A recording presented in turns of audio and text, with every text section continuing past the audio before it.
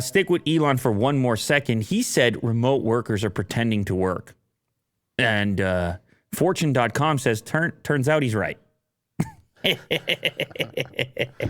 There's technique to it, right? Well, apparently people, according to this study, it was data from Catalog and GitLab. They said knowledge workers waste an extra 67 minutes online each day doing menial tasks for the express purpose of proving to their managers and colleagues that they're available and working. So this is work that isn't actually work. It's made to look like work. It'd be the equivalent of, I don't know, you tell the kid to clean their room. And then, move things back and forth. And then you come in to check and they're just kind of like, wiping the table or something and nothing is moved. Yeah. But they're like, oh yeah, so apparently it causes strain even for those workers, that they feel pressure to like be available or be like, hey, I'm here, I'm available. Online status on Slack or whatever people are using. Or they would go into like some shared document and write a couple notes that don't really matter, but you can see the timestamp and you're like, oh, that person is working from home. And there's also software, right, that detects mouse movement.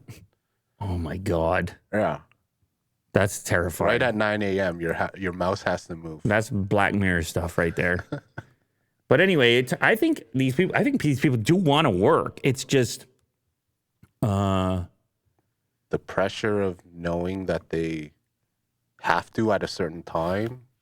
Yeah, and just, I don't know, collaborating with teams remotely, and then just sort of the natural competitiveness of humans, which isn't a bad thing, of like being available or being harder working or showing online more than the rest of your team or whatever it might have to be. But it might not actually be resulting in greater productivity. It might just look that way. And that could probably happen in the office too. But it does appear, based on these studies, that it is causing stress to people. The report calls it digital presenteeism. Like, hey, I'm present.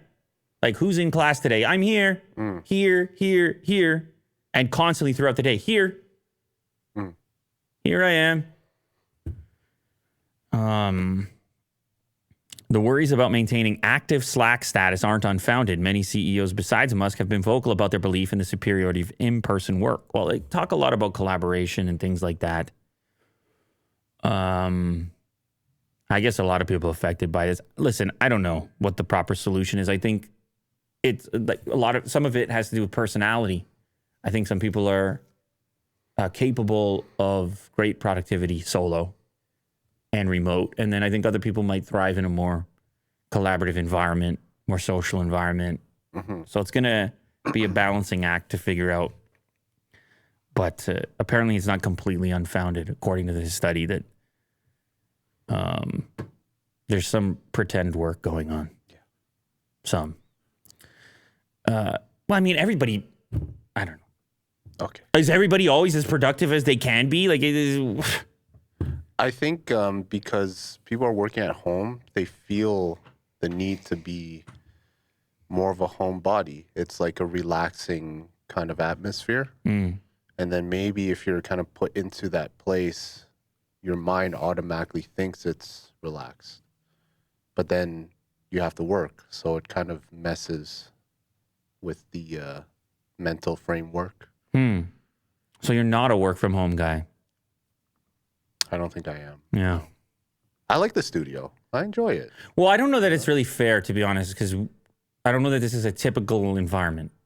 Yeah. Work but even environment. Knowing that there's an office space there and I can work, it's like the mental framework of me preparing for that and being in that space is way better than working from home. Yeah. I think I'm with you for the most part as well.